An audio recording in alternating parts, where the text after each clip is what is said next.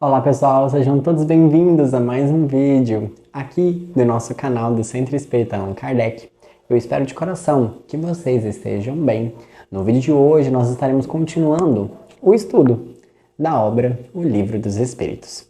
Não esqueçam de compartilhar esses vídeos com seus amigos espíritas. Vamos juntos fazer essas reflexões. No vídeo de hoje nós estaremos comentando o capítulo 1 da segunda parte do livro, que é a segunda parte intitulada Do Mundo Espírita. E o capítulo 1, ele traz aí para nós os espíritos, né? Dos espíritos. Estaremos aqui neste vídeo comentando as perguntas de número 76 até a pergunta de número 95. Então vamos à liberdade de chamar e intitular esse vídeo aqui da seguinte forma: a origem, forma e a natureza do espírito. Questão bastante interessante, hein? Então sugerimos a vocês que pause esse vídeo, faça a leitura dessas perguntas e das respostas ditadas pelos espíritos superiores. Depois, volte para cá, para que juntos possamos finalizá-la. Estou te aguardando, hein? Iniciando então os nossos comentários, olha que questão bem interessante. A questão inicial, né, a questão de número 76, pergunta qual que é a definição que a gente pode dar para os espíritos, né? O que seria o espírito? E a resposta ditada é: o espírito é o ser inteligente da criação que povoa o universo. Ponto. Então, uma das qualidades do espírito é a inteligência. Então falar que o espírito é inteligência, nós já vimos isso anteriormente, seria meio que resumir algo que é muito complexo. Mas uma das qualidades do espírito é a inteligência. Então, seres inteligentes da criação é o que nós chamamos de espírito. Aí eles continuam. Cada espírito traz consigo a sua individualidade, ou seja, aquela ideia de ser indivisível, característico de cada ponto. Olha que interessante. E aí ele vira e fala, são obras de Deus. Como assim? Ele faz até uma comparação com as obras do homem. Falar que as obras do homem é o próprio homem não faz sentido.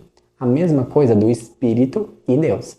O conjunto de espíritos forma Deus? Não, mas os espíritos são obra de Deus. Por isso que em muitas religiões é uma tradição falarmos que nós somos filhos. Essa ideia de que é filho de Deus é justamente uma analogia para nos referir à ideia de que nós somos uma obra, né? Parte dessa criação. E aí eles comentam: os espíritos tiveram algum princípio ou eles sempre existiram, assim como Deus? Resposta: se tivéssemos tido a mesma ideia como Deus sem ter um início, nós seríamos similar a ele. Então, não. O espírito teve um começo. Só que eles comentam na resposta: quando isso aconteceu? De que forma isso acontece? Isso é um mistério. E nem mesmo os próprios espíritos superiores ali falavam, olha, isso é um mistério. A questão muito interessante é, que interessante, né? Pensarmos sobre isso. Porque a evolução, eu acredito, nos levará talvez a entender cada vez melhor isso. O mistério, ele é muito curioso porque ele é uma das melhores formas de atrair e chamar a atenção.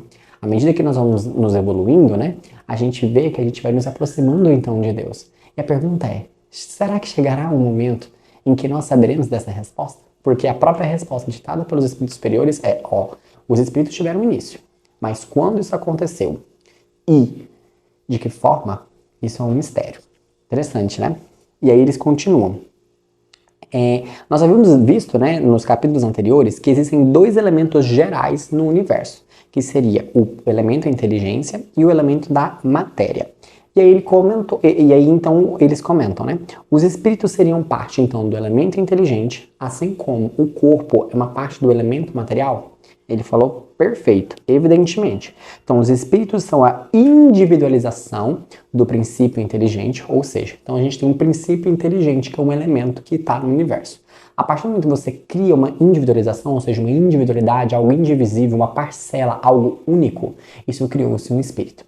Da mesma forma que nós temos o elemento geral da matéria, certo? Quando você pega uma porção dessa matéria e individualiza isso, cria algo único, você tem então um corpo. Interessante, né? E aí ele faz uma analogia, que a mesma ideia que a gente tem da individualização na matéria, a gente também tem essa individualização no campo espiritual, né? No mundo dos espíritos. E aí ele pergunta, a criação dos espíritos é algo permanente ou Deus criou e parou? Ele fala, Deus jamais descansou. Ou seja, a criação é permanente. Ele está criando, Deus não para.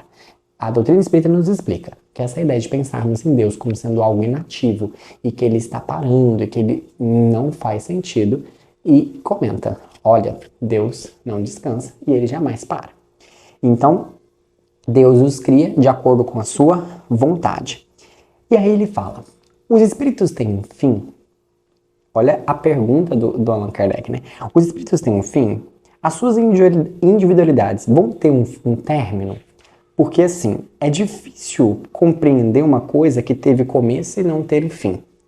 Aí os espíritos superiores falam, olha, você está querendo entender coisas muito complexas que a nossa inteligência, a nossa capacidade é difícil.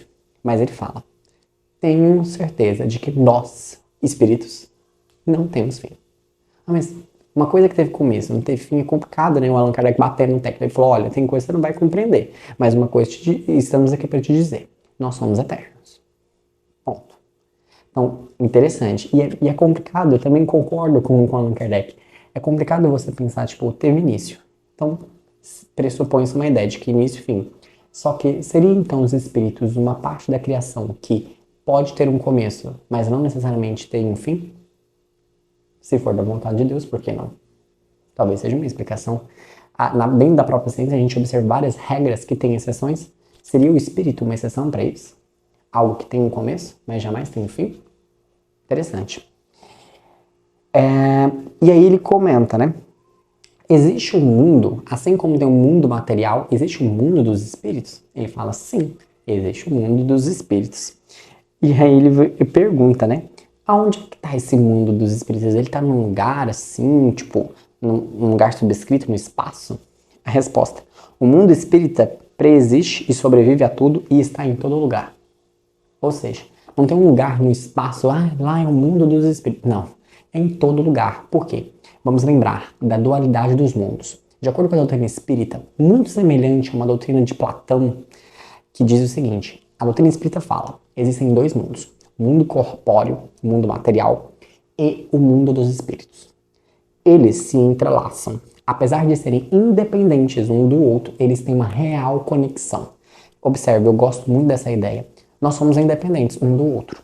Eu tenho o meu corpo, você tem o seu. Individualidade. Mas nós influenciamos um no outro. É a mesma ideia. O mundo dos espíritos é o mundo primitivo, é o que veio inicial, que Platão chamava do mundo das ideias. Interessante, né? Platão, um filósofo extremamente importante que veio ali antes de Jesus. O espírito, um dos princípios do espírito é a inteligência.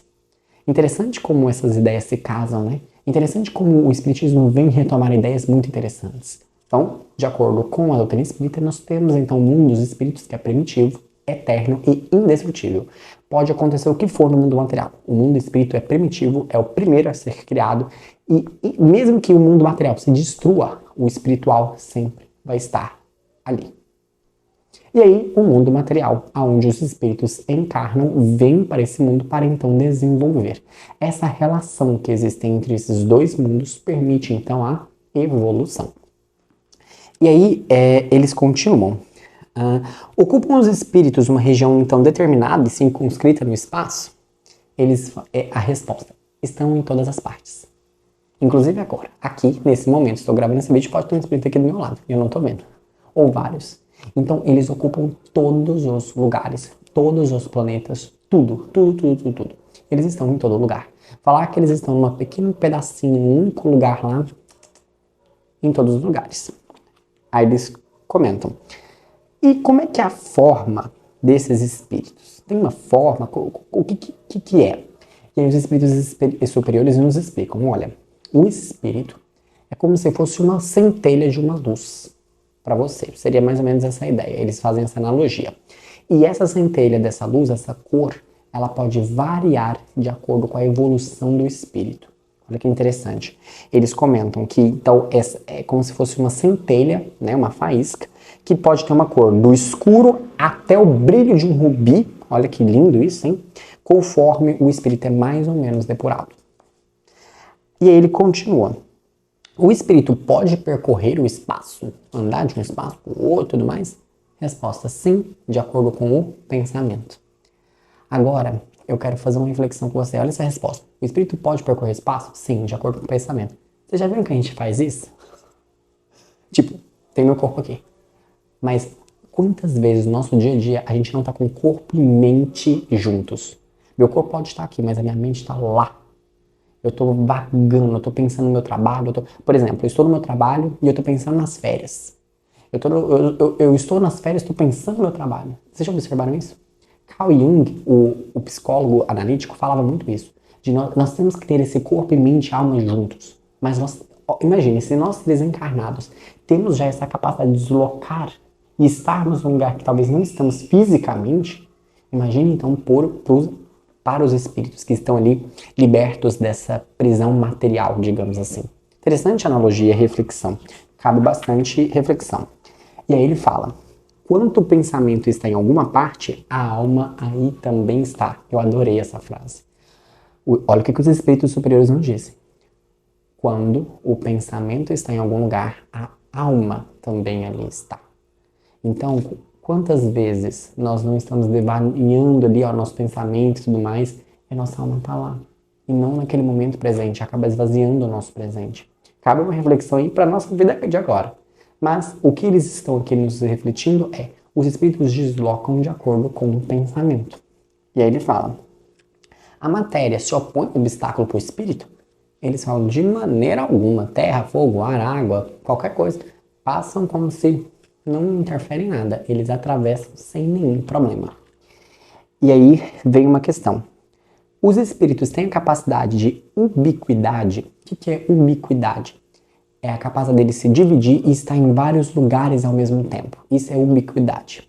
Olha o que os espíritos superiores nos dizem a respeito dessa característica. Não pode haver divisão de um mesmo espírito, mas cada um é um centro que irradia para diversos lados. Isso é o que faz parecer estar um espírito em muitos lugares ao mesmo tempo. Vês o Sol? É parecido, ou seja, o Sol ele tem um centro, mas ele irradia para todos os lugares. É a mesma ideia do espírito. O espírito não consegue estar em vários lugares ao mesmo tempo, mas ele tem um centro e emanando seus pensamentos, emanando suas vibrações, dá essa sensação de que ele está em vários lugares. Observe aqui na Terra. Tem o Sol aqui, tem o Sol ali, em qualquer ponto do globo terrestre que seja voltado para o Sol, ele vai dar essa ideia de que o Sol esteja lá. Mas ele está ao centro, ele está distante e emana pensamento. E essa emanação faz com que consigam atingir. Então, o que ele explica?